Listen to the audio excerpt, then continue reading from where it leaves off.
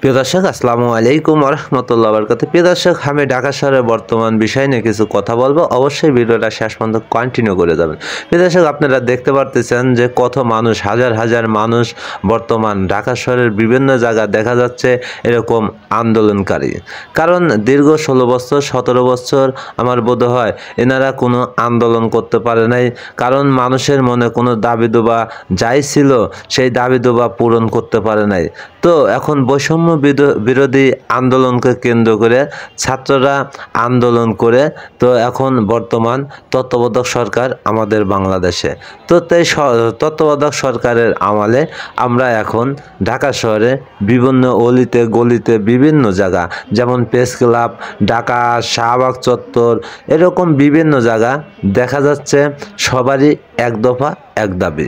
সবাই আমরা ইদারিং যাদেরকেই দেখতেছি আন্দোলনকারী, সবারই এক দফা এক দাবি নিয়ে হাজার হাজার মানুষ রাস্তায় বেরিয়েছে। কারণ 17 বছর যেহেতু কথা বলতে পারে নাই, সেই 17 বছরের কথা গুনে সবাই যেন ঢাকা শহরের অলিতে গলিতে, ঢাকা শহরের বিভিন্ন জায়গা অবস্থান সূচি পালন করতেছেন আর তাদের মনের কথা প্রকাশ করতেছেন আমাদের বর্তমান তত্ত্বাবধায়ক সরকারের কাছে। যাতে অনেকেই আছেন অনেক ধরনের দাবি দেওয়া, কেউ আছেন চাকরি করে তাদের চাকরি জাতীয়করণ করে দেওয়া হোক, কেউ আছে হসপিটালে চাকরি করে, বিভিন্ন বেসরকারি হসপিটাল আছে, তাদের দাবি যে তাদের চাকরি সরকারি করে দেওয়া হোক। তো এরকম ঢাকা শহরে বর্তমান বিভিন্ন জন আছেন যারা আর কি তাদের দাবি দুবা নিয়ে ঢাকা শহরের বিভিন্ন জায়গা এরকম দেখা যাচ্ছে।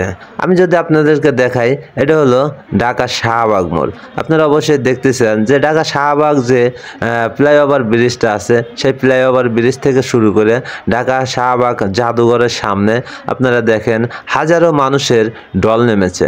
আমি যদি আপনাদেরকে একটু দেখাই যে সব জায়গায়, শুধু আপনার শাহবাগ চত্বরেই না, আমরা যদি একটু লক্ষ্য করে দেখেন তাহলে দেখতেছেন যে আসলে ঢাকা শহরে বিভিন্ন জায়গা সিটে সিটে আছে যে সবাই আন্দোলনকারী। দেখেন এখানে কত মানুষের ভিড়, যেন 17 বছর পরে আবারও মানুষ মুক্ত হলো, এই সেই প্রমাণ। আমি আপনাদেরকে আরেকটা দৃশ্য দেখাচ্ছি। এটা হলো শাহবাগ মোড়ে। আপনারা অবশ্যই দেখতেছেন যে এখানে শুধু নারী কর্মী আছেন। তো এনাদের দাবি, এনারা হসপিটালে চাকরি করে। তো এনাদের দাবি যে এনারা যে চাকরি করে, চাকরি থেকে বিতাড়িত করা হয়েছে। তো এনাদের দাবি যে আমাদের চাকরি ফেরত দেওয়া হোক, আমাদের চাকরিকে সরকারি করে দেওয়া হোক। তো এই দাবিতে ওনাদের আন্দোলন। তো আমি আপনাদেরকে যদি দেখাই, এটা হলো ঢাকা প্রেস ক্লাব। আপনারা দেখেন, অবশ্যই লক্ষ্য করেন যে কত মানুষ, এত মানুষের ভিড় বর্তমান ঢাকা শহরে যে কোনো জায়গায় যাওয়া যাব, সব জায়গায় একই অবস্থা। সবাই যেন এক দফা এক দাবি। যেন কতদিন মানুষ কথা বলতে পারে নাই, মানুষের মনে কত কথা জমায়া আছে। তো সেই জমানো কথাগুলোই বর্তমান ঢাকা শহরে বিভিন্ন জায়গা বিভিন্নভাবে আন্দোলন করে তাদের মনের কথা প্রকাশ করছে।